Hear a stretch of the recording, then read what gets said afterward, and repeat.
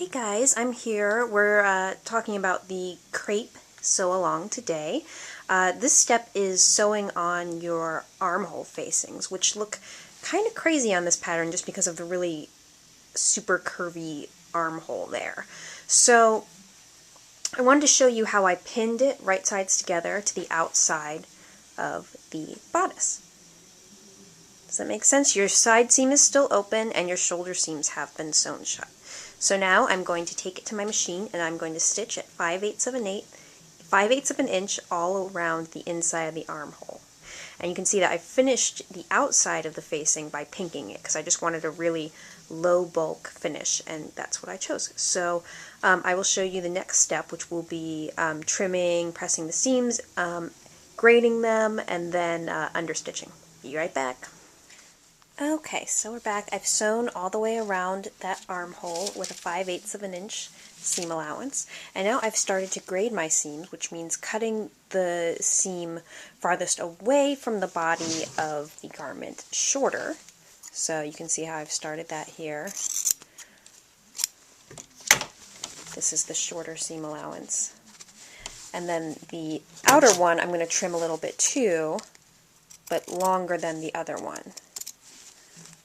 So it's going to be sticking up there. So that's how that will look. Now you're going to have to clip and notch your curves here. So if it's an inner curve like this one, you notch. I'm sorry, if it's an inner curve like this one, you clip, which just means cut in like that. Snip, snip. If it's an outer curve, like this one is here, you need to notch, which means actually taking out a little triangle, like that. Just every 1/2 inch or so, do that. So go around the entire armhole like that, and continue with your grading and also with your clipping and notching. Okay, so I have turned my facing to the inside after trimming and clipping it and notching it, and now I've pinned it in place temporarily. You'll see that it wants to flip out naturally, so what I'm going to show you how to do is how to understitch it by hand. Normally you can understitch by machine, but with a curvy area like this, it's not going to work too well. So take a needle, threaded. I'm using a double strand of silk thread here. I'm using a dark color so you can see it. Go up go up underneath this flap here. Go through both seam allowances and come up. Okay, now you're going to continue using a pick stitch, which means that you enter again right behind where you came out.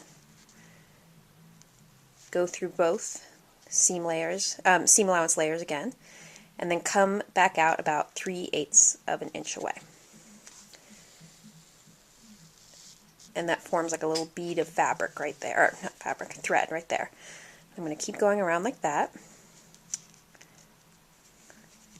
This is actually the same stitch that you use to hand sew in a zipper if you've ever done that. Okay, so I can remove these pins as I go. Again, okay, I came out right there, and now I'm going to enter right behind where I exited the fabric, go through all my seam allowances, and come back out about 3/8 of an inch away.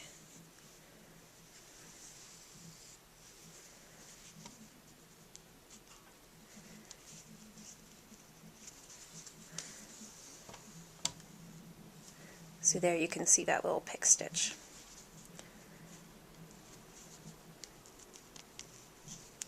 And keep doing that, going all the way around, and I'm just holding between the layers here, and I'm making sure that I go through the facing layer and the 2 layers of seam allowances, but not the outside of the dress. And that's it. And what that does is it keeps your seam or your facing favored towards the inside of the dress rather than flipping out. So you're just going to keep going all the way around, like so, using a pick stitch to understitch. Okay, I will take a picture so you can see a close-up of that, but that's the idea. Okay, thanks guys. Bye.